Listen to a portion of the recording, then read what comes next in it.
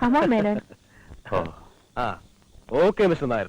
Party കഴിഞ്ഞ് പിരിഞ്ഞപ്പോ അല്പം late ആയി. എന്നാ പിന്നെ മിസ്സിസ് നായരെ ഡ്രോപ്പ് ചെയ്യാന്ന് കരുതി. ചെയ്ത ഉപകാരങ്ങൾക്കൊക്കെ നന്ദിയുണ്ട്.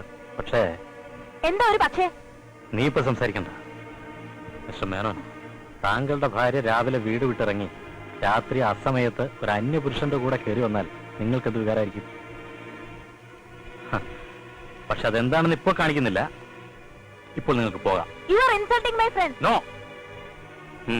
You can go now. I'm sorry Menon.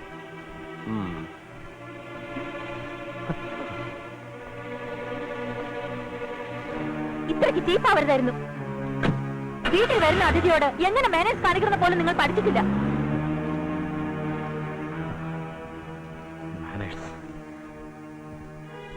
ഓരോ വിവാഹ വാർഷികം അടുക്കും തോറും ഞാൻ ആഗ്രഹിച്ചു പോകാറുണ്ട് നമ്മൾ തമ്മിലുള്ള അകൽച്ച മാറി ഒന്നിക്കുമെന്ന്.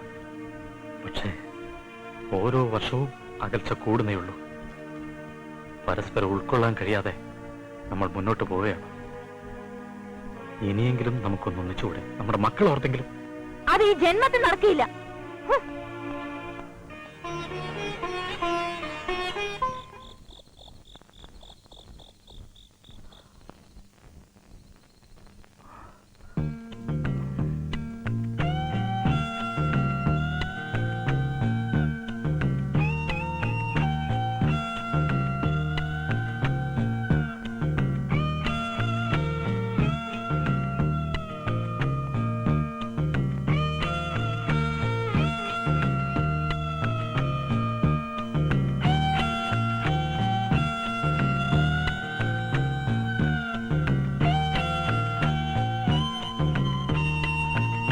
എന്നെ തൊട്ടു പോകരുത്.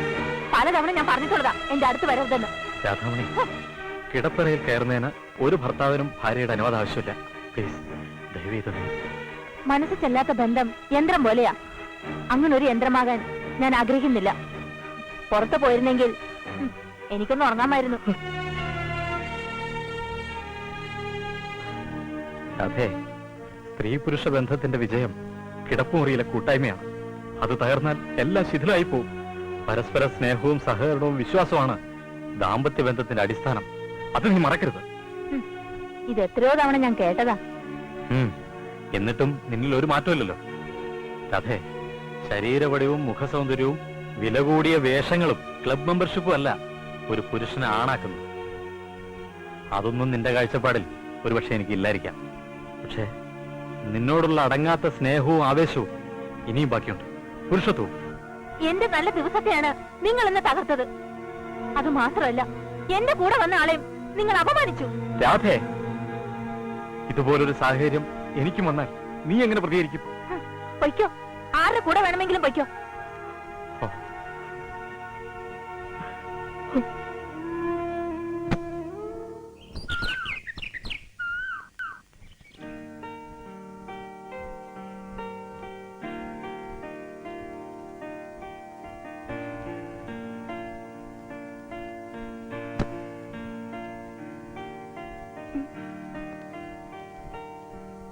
മമ്മി, മമ്മി, ഇത് എന്തുറക്ക?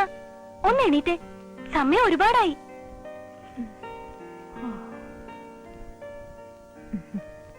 മമ്മി, ഇതെന്റെ ഫ്രണ്ട് സോഫി. ഹലോ. ഞാൻ ഇന്നലെ വരാൻ അല്പം ലേറ്റായി. ക്ലബിൽ ഒരു ഫാമിലി ഗെറ്റ് ടുഗദർ ഉണ്ടായിരുന്നു.